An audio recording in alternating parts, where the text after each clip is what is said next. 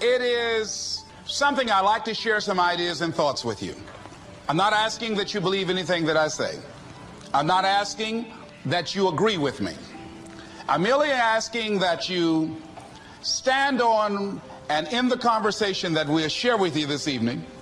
And if there's something that I say that can fit and work for you, I say use it. If not, discard it and let it be. Is that all right? Yeah. Say, that's fair enough. Very good. All right. One of the things I have realized, and many of us have, that if you want something out of life, if you want to change yourself, if you want to acquire something, if there's some goal that you want to reach, that is really not easy as some people will make us feel. That living your dream, changing your behaviors, overcoming negative habits, it's challenging. It's hard. That living alone is just very difficult. And once we begin to come to grips with the fact that living is difficult, life is very challenging. I heard a song once by a guy named Dimples called, "If It Ain't One Thing, It's Another." I say to you, if it ain't one thing, it's 12 others. Always something. You will never ever have a problem-free moment in life. Somebody said, and I like this, that you either in a problem or just left one or headed toward one. Anybody found that to be so? Raise your hand if you know what I'm talking about. I mean, there's always something. So how do we begin to nurture that hunger? What are the characteristics or the qualities of people that are hungry? What will it take for me to get some of the things that I want? And being hungry for those things. Number one, you've got to work on yourself. It's very important that you engage in an ongoing process to develop you. Spend more time on yourself than what you've been spending. It's very important. You owe that to yourself. I was reading a book by Og Mandino called The University of Success. Read one line, gave me a chill. I didn't have to read anything else in the book. He said, many of us never realize our greatness because we become sidetracked by secondary activity. We spread ourselves too thin, don't know how to say no. And we find ourselves doing all kinds of things and never ever have time to do those things that we need to do to work on ourselves. And then there goes a second, there goes another second, there goes another second, and we can't stop and hold time. And before you know it, you wake up one day and you're behind on your dreams and your bills.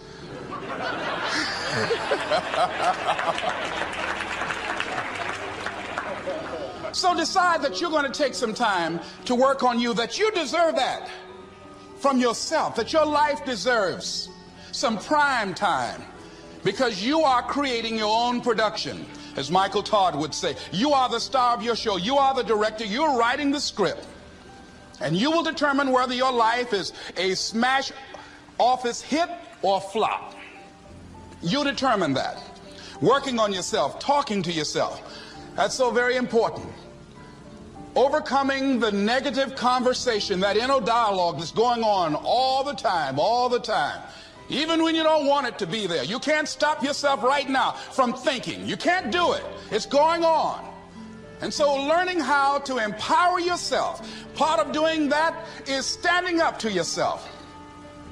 You've got to stand up inside yourself sometimes and say, shut up. You've got to do this. I was going to give a presentation, and this voice inside of me saying, you can't do this. You don't have everything it takes. I shut up. Yeah, I'm behind on my bills, and you're telling me what I can't do. I have got to do it. You get scared sometimes. Your mind will go blank on you. Some people you will allow to unnerve you, and you wonder, what's wrong with me? I'm not crazy. That's why you've got to learn to make a conscious, deliberate, determined effort to stand up inside yourself. Working on yourself, watching that inner dialogue, it will determine the quality of your life. I don't believe this. I know this. I've had a challenge of losing weight. I'm walking through the airport, this voice say, why don't you have some M&M peanuts? No!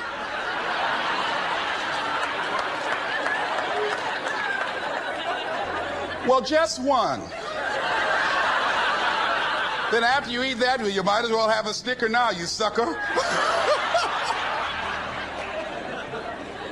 mean, it's challenging. My mother fixed the kind of sweet potato pie you can't eat with your shoes on. Have to take your shoes off so you can wiggle your toes. It sticks on my fingers. It says, eat it. One little bite won't hurt. That voice, constantly. Little demons from Colonel Sanders driving my car in there. I had to say, no, no, no, no. I'll diet tomorrow. I saw a skinny man get hit by a truck.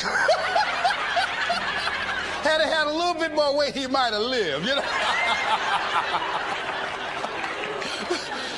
Some of you know what I'm talking about. Raise your hand if you know that. That voice is awesome. So you have got to stand up to that voice. When you're working on something you want to achieve, you have got to stand up to that voice. You've got to sell yourself every day on your abilities, on what you're doing, on the goal that you want to reach. You've got to sell yourself every day, every day, every day. According to your level of belief, it will manifest itself in what you're doing. Whatever we have right now, whatever we're demonstrating in our lives, is a result of what we believe subconsciously that we deserve. And part of increasing that belief level is that you have got to convince yourself every day. You've got to sell yourself. I do a lot of training for many corporations, and I conduct sales seminars, and I've heard all kind of guys doing techniques and training people techniques of how to close sales and how to work with and begin to control the sale and how to ask for the close. Let me share something with you. You can learn all the techniques in the world. If you don't believe in yourself, it won't happen for you. I learned all of it. So that's why I do a training called Focus on the Seller. You've got to focus on you. And as you convince you, as you sell yourself every day, every day, every day, you will begin to see a difference in the things that you're doing. Selling yourself on your ability to perform a job, to achieve a certain objective. Telling yourself every day, here I go again. And I got what it takes. This is my day. And nothing out here is going to stop me. And when you go out that light, say, come over here. Say it again. Well, I'll be back tomorrow. That brings me to the next thing. It takes courage to act. Part of being hungry when you've been defeated, it takes courage to start over again. I used to do door-to-door sales, and I was working with another friend of mine, and door-to-door sales, I mean, it's punishing. It's cruel and unusual punishment. And I was a little boy knocking on the door. Hello, would you like to buy a nice working television set? No money down? No! Bam! They slammed the door in your face. And the friend of mine that was working with me, they slammed the door in his face, and I looked back, and he was going to the car. He said, I can't do this. And he sat down in the car. And he said, you go ahead, I'll be here when you get back. Now, he had a mother and father to take care of him. My mother was ill. I am adopted. I was hungry. I had to go on. I learned something about myself. That when you step into your fears, somebody said, it was Winston Churchill, he said that courage is going from failure to failure without losing enthusiasm. When you step into your fears and continue to push yourself to go on, something happens for you. It will enable you to transcend yourself. I went to the next door. You like to buy a nice working television? No! Bam! Went to the next one. No! Bam! After a while, I no longer took it personal.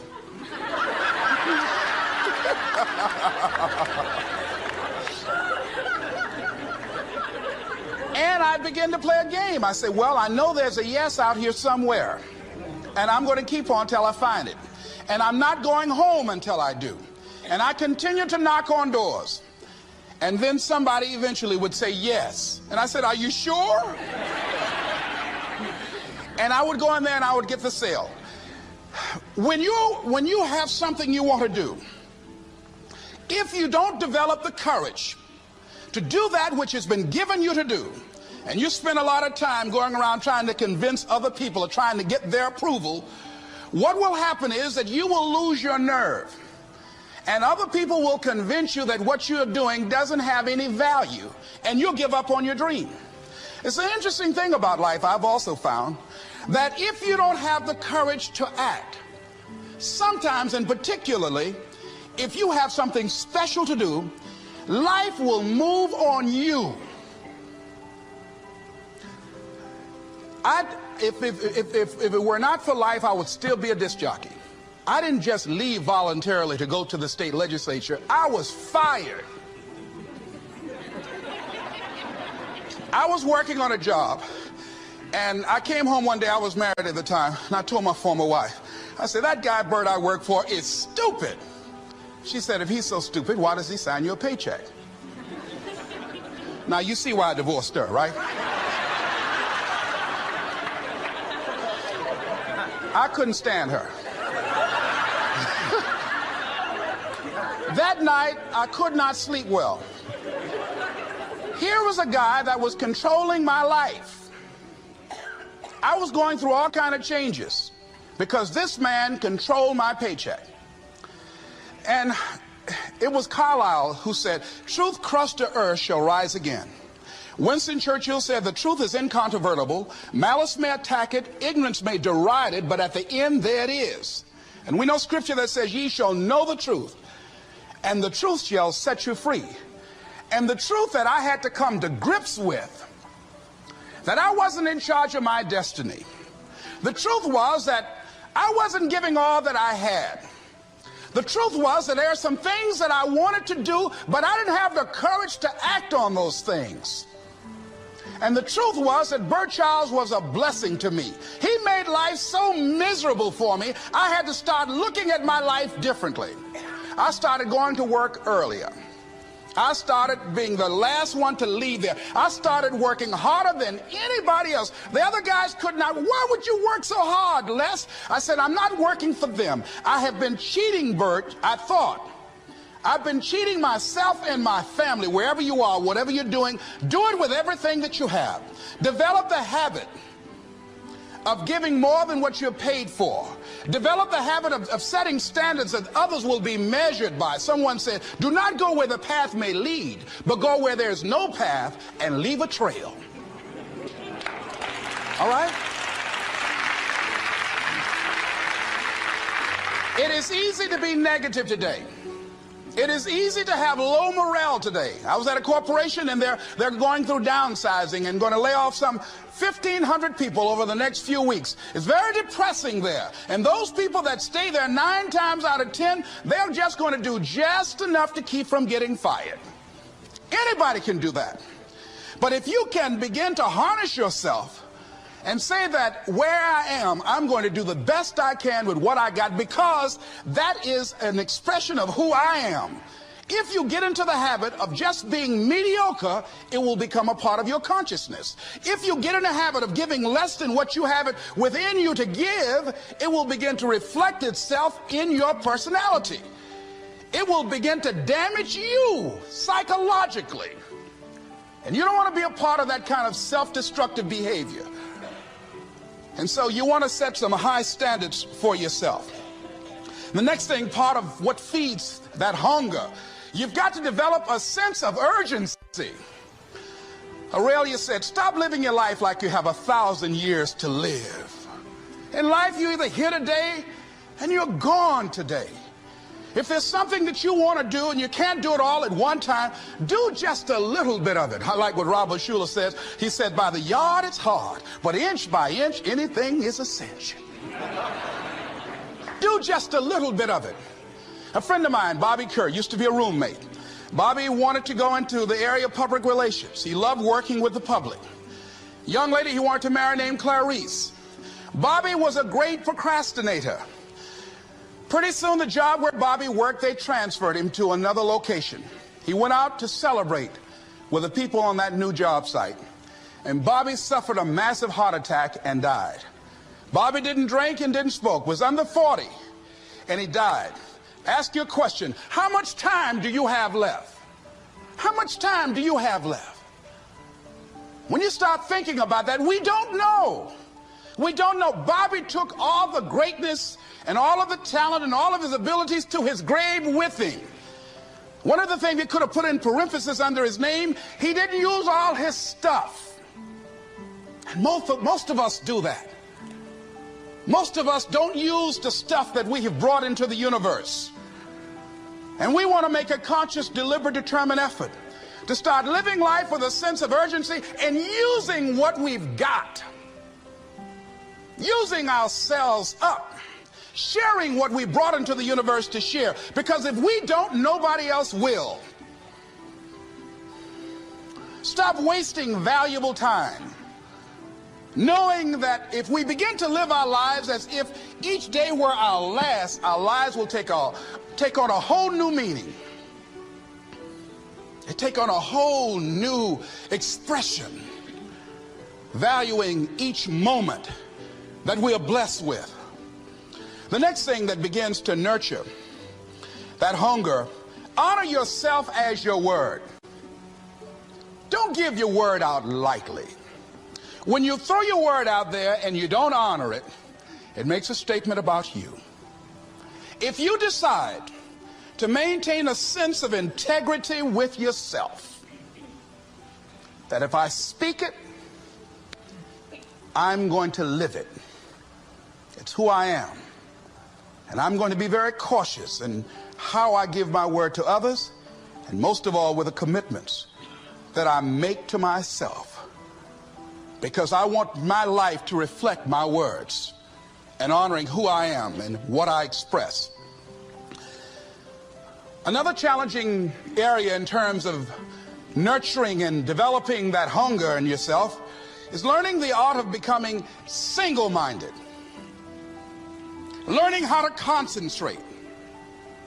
Learning how to focus in. And you'll be surprised at the things that you're able to do.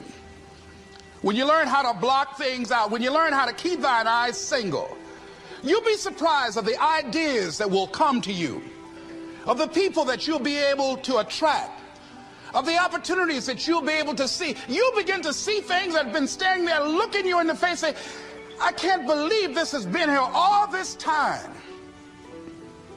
Here's a habit that I do. Maybe it might be of some value to you. I get up in the morning and I start writing what great ideas that I can think of today that can improve me and that will enable me to reach my goal. And I just let my mind flow. Sometimes I write 15, 20 ideas. Some days it's more difficult than others. One idea can change your life. One idea can turn your life around. Deciding that you're going to focus to develop your skills. A guy was the new owner of a baseball team that was in the basement of the league when he took it over. He went to the pitcher and he said, what is your best throw? And he said, well, I got a good curveball and I've got a good fastball. And he went on talking about his different throws. He said, but tell me this, what is your best throw? He thought for a moment. He said, I've got a good fastball. He said, that's all I want you to work on. Nothing else. Just develop your fastball. The next year, they went to the World Series. Most people don't know where their fastball is. Most people go through life never discovering what their talents are. Most people never develop their talents. They have skills and abilities, but if you don't nurture them, if you don't develop them, they will never serve you. Your gifts can take you many places if you develop your gifts. Most of us don't like to do those things that come easy to us. I've always loved to talk to people. I decided, taking this advice, to develop my skills as a speaker. And my gift has developed and it's taken me many places. You have something that you brought to the universe.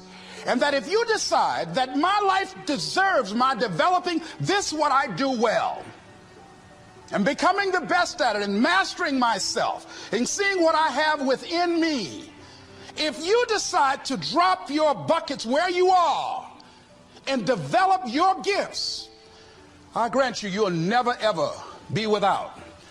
I grant you that your gifts will take you places that will literally amaze you. I grant you that if you begin to work to develop your gifts, you'll develop a strong sense of happiness. You'll get a larger vision of yourself, because part of beginning to get a larger vision of yourself, all of us need some area of our lives where we can have a feeling of competence. That people know when they think about this area, that's something you do. That you eat and sleep that. And that you do that. You do that. And people know it. And you know it. And you know that you know this. If you don't know anything else, you know this. Can you tell I know what I'm doing? Oh, hello. You know this. So you've got to work on it. When other folk are having a good time, you've got to have the strength of character to concentrate, to read, to digest information. If you decide in any particular area that you're concerned about, to make a conscious, deliberate, determined effort to read one book a month in that area, in 5 years, you'll be among the top 5% experts in the world. I read a minimum of 2 books a week. The average American reads only 1 book a year. If you decide that area that you love, that you are going to master that particular area, in this era of accelerated change, overwhelming complexity, and tremendous competition, as you begin to develop and expand your skills and your talents and your vision of yourself, you will always be in control of your destiny. The next thing is, whatever it is that you want to do, you want to do it massively. I have a friend who was telling me that his sales were down. I said, well, how many phone calls you make a day? He said, 25. I said, double them. Make 50 or 75 or 100. He said, oh man, that's just too much. I said, what do you mean too much? You behind on your bills? You're talking about too much? You know one way to get back on your feet real quick is to miss 2 car payments? You talking about you're tired? There's no competition out here. Decide that you're going to push yourself. Most people won't do that. Most people give up on themselves easily. You know the human spirit is powerful. There's nothing as powerful. It's hard to kill the human spirit. They asked Benjamin Disraeli, a man who became the head of a country at a time when Jews were not allowed out after 10 o'clock. They said, how did you do it? How did you achieve it against such great odds? He said, nothing can resist the will of a people that will stake even their existence on the extent of their purpose for good. That when you have a made-up mind, when you decide that you want to do something, I was reading something the other day, he said, the power to hold on in spite of everything, the power to endure, this is the winner's quality. The hunger, the ability to face defeat again and again without giving up. This is a winner's quality. You have that quality within you. When you're hungry, you don't care about the facts. You don't care about the odds. Doug Williams played for the Washington Redskins, quarterback. John Elway of the Denver Broncos in the Super Bowl. Everybody was talking about Elway. After the Super Bowl, when Doug Williams made a historic passing game, they asked him, said, how were you able, in spite of all of the negative publicity saying that you couldn't win, how did you do it? He said, I ignored my critics. I just didn't pay any attention to them. I ignored myself because they kept on saying it so much. There were times I doubted whether or not I can do what I needed to do. There's a Doug Williams in everybody here. There's greatness in you. And you've got to learn how to tune out the critics outside and the critic inside. And since I'm going to do this, I'm going to harness my will. And I'm not going to let anything stop me. I deserve this. I'm going to do it until. And this friend, I told him, said, start increasing your calls. I said, I make 100 calls a day. I got a callus in my ear. My ear kind of dark. You can't see it, but it's there.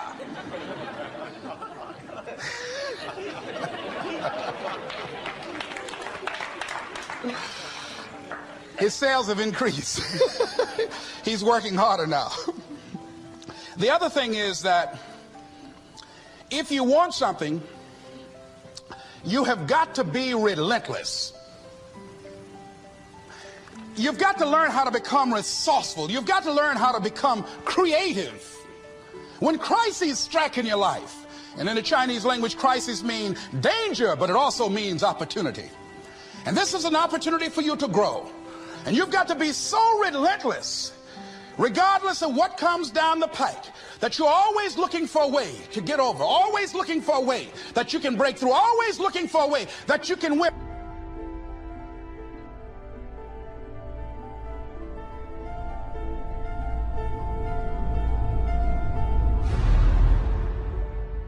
And always looking for a way that you can strike a telling blow. And pretty soon...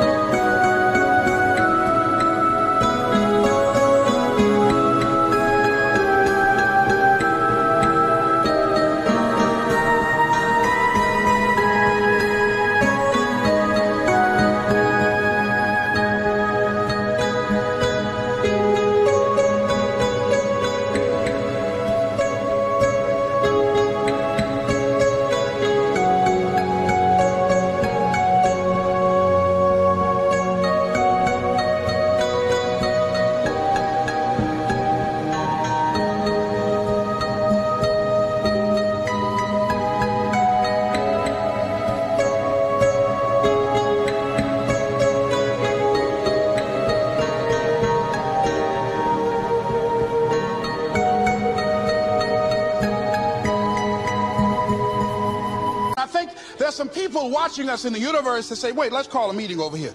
You know that guy Mustafa? Look at him down there. He won't stop. Just that fool don't know he can't get over. Look here. Why don't we do this? Let him go and let's mess with somebody else. Just let him go on through.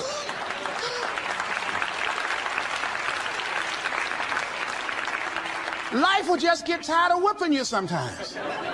And just say, just let this one go.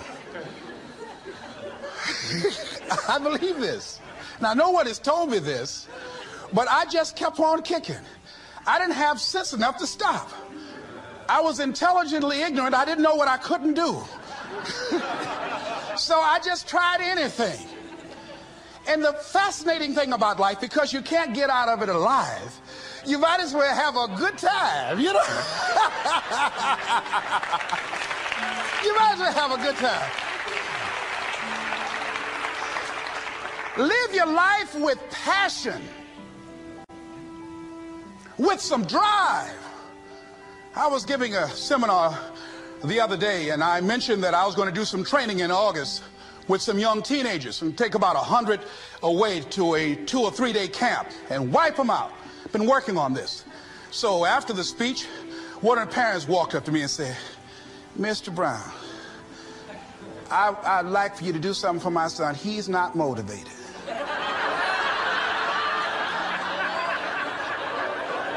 I said, I wonder why.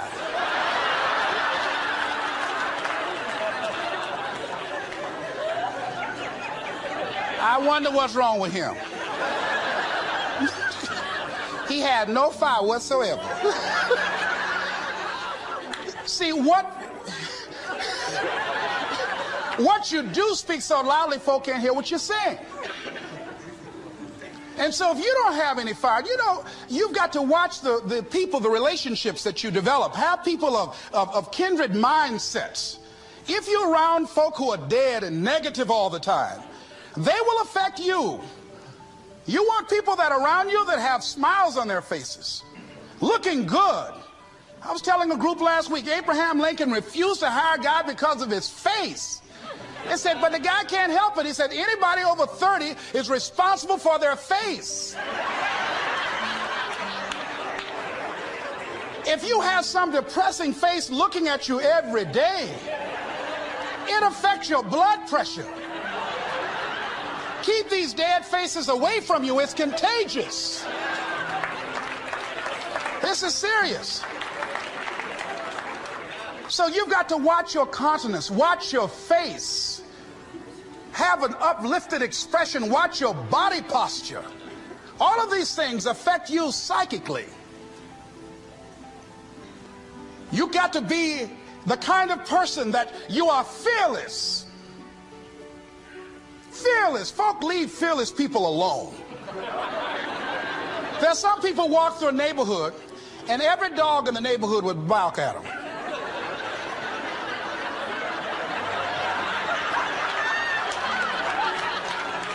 But there's some people come through and ain't nobody gonna mess with this.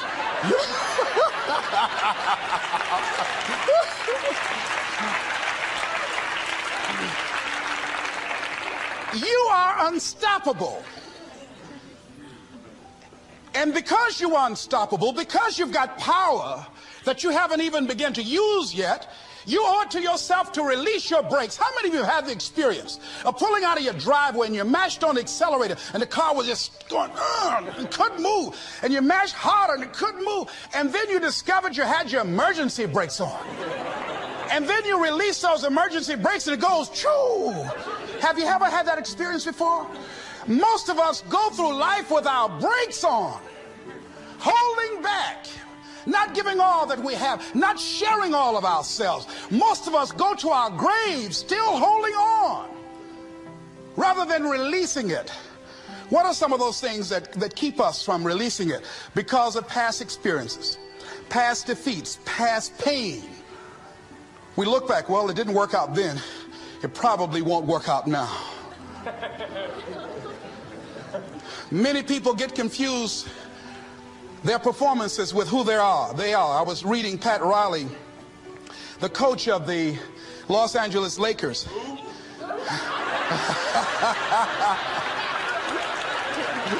But you're going to like this quote here.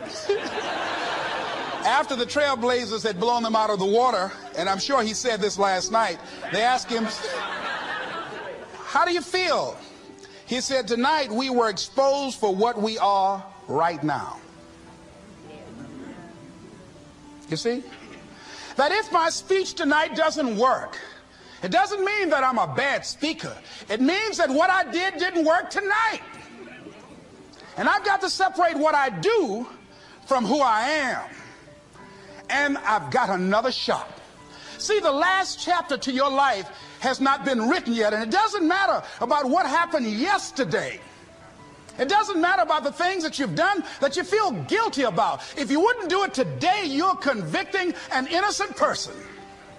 You've been reborn to a new state of consciousness.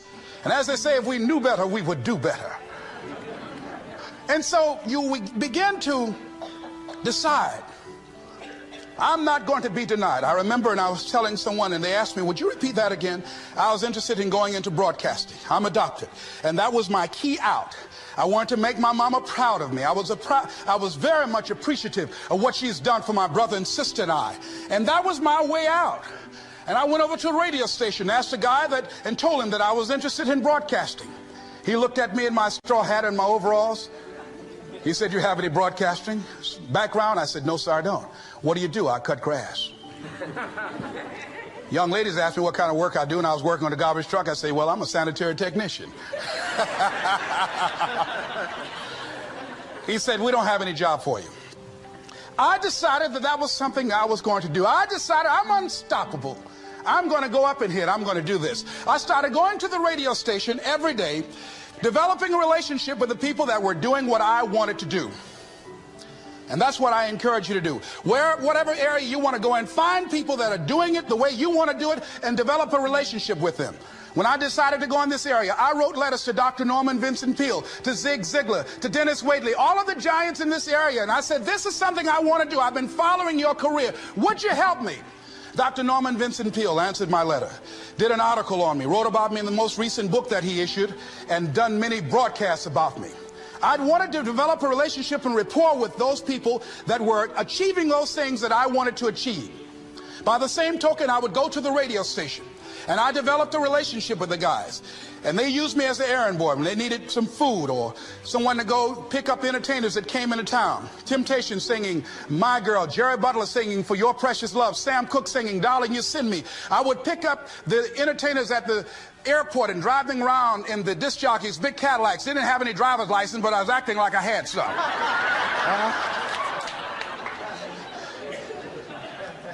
Every day I used to go home and work on my communication skills, developing myself. It was Whitney Young. He said, it's better to be prepared for an opportunity and not have one than to have an opportunity and not be prepared. Start working and developing yourself now and prepare yourself for what it is that you want, because you expect to get it. And when the disc jockeys were in the control room, I would go in and watch them and develop a trust level, and they would let me stay, and I would watch and observe them.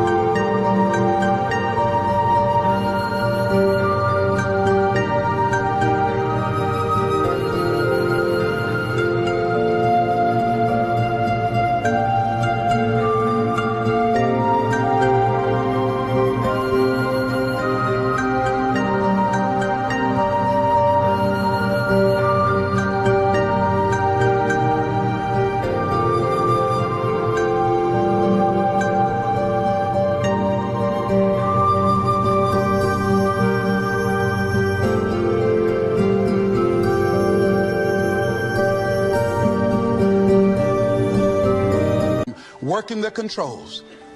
When you want something out of life, don't worry about how you're going to get it. How is none of your business. The most difficult thing it is to hold the vision. It's to hold the vision. So there I was at the radio station. A guy was on the air and he started to drink by the name of Rock. I was outside the window looking at him and watching. Hungry and ready. Saying, drink, rock, drink. Pretty soon the phone rang. It was the general manager. I said, hello? He said, Les, this is Mr. Klein. I said, I know. He said, Rock can't finish his program. He's slurring his words. I said, I know. Can you work the controls until one of the other disc jockeys come in? Would you call them? I said, yes, sir. I hung the phone up. I said, now he must be thinking I'm crazy. I called my mama and my girlfriend Cassandra, said, y'all come out on the front porch and turn up the radio. I'm about to come on the air.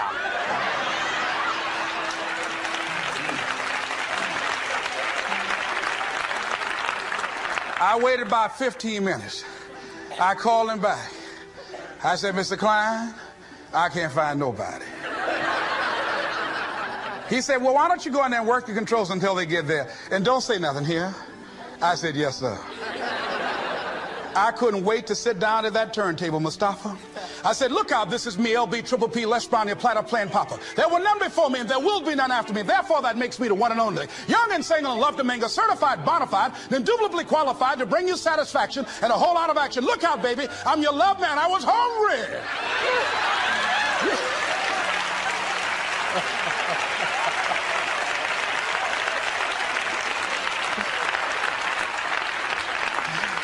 Shake somebody's hand on your right and left and say, you've got to be hungry.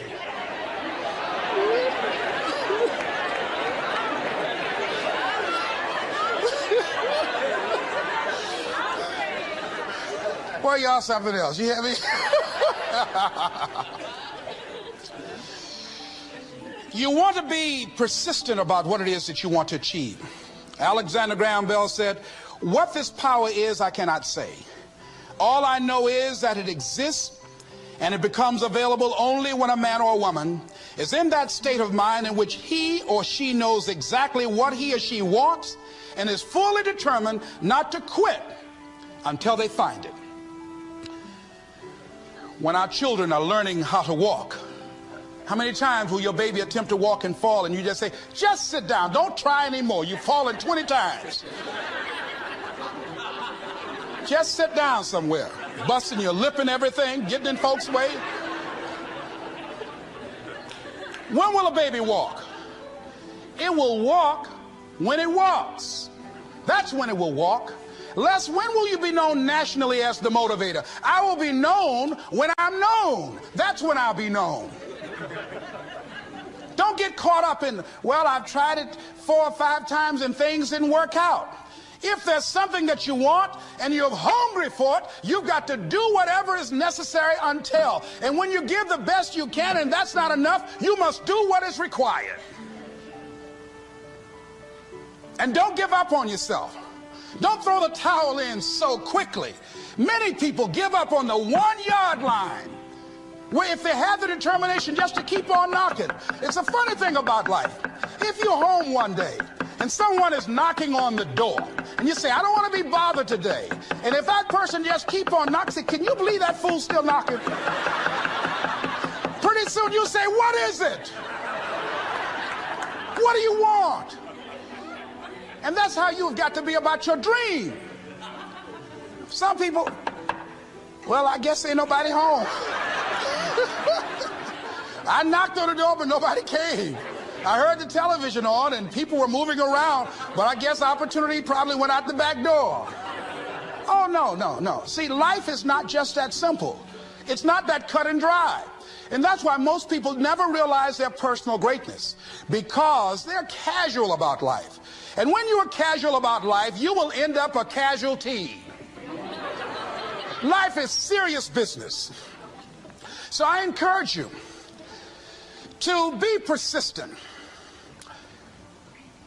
to not decide that, well, I've done the best I can. I guess I just can't have it. Don't make that decision. Many of us make premature decisions about ourselves.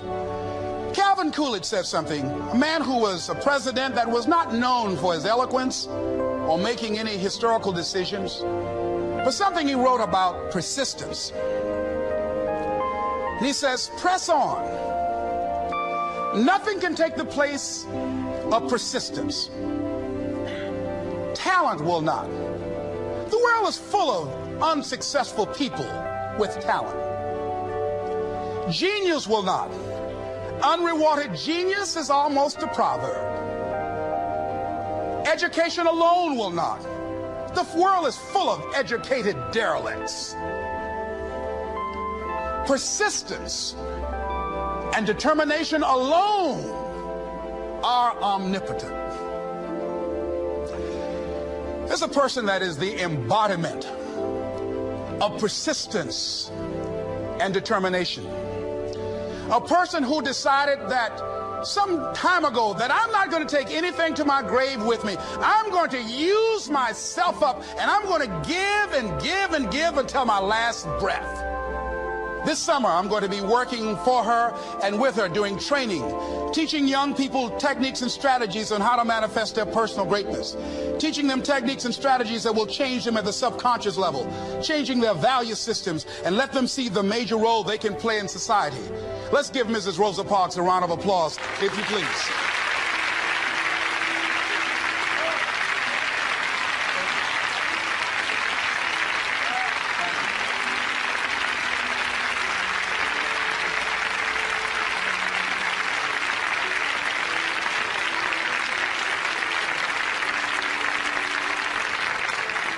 Here we are in the presence of greatness. Mrs. Parks, people over here couldn't see you. Would you come up? Could you? She's such a beautiful person.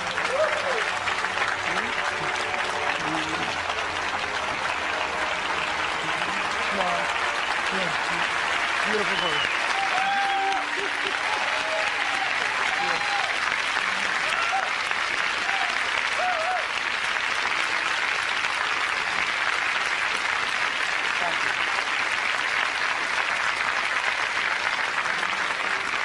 I encourage you to see Mrs. Parks and Mrs. Elaine Steele about the Rosa and Raymond Parks Institute for Self-Development. If you're interested in your children participating in that, they have some information over here to share with you.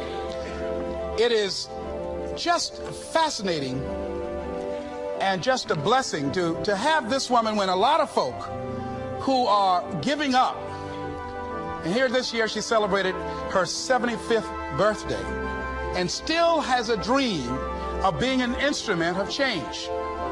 And there is a Rosa Parks in all of us who made a decision at one point in time, standing on the platform of oughtness, as Immanuel Kant talks about in a book called Critique of Pure Reasoning, that there's certain things we know we ought to do. We just know it. We owe it to ourselves and those around us. I don't know what your dreams are. I don't know what your goals are. But let me leave this with you.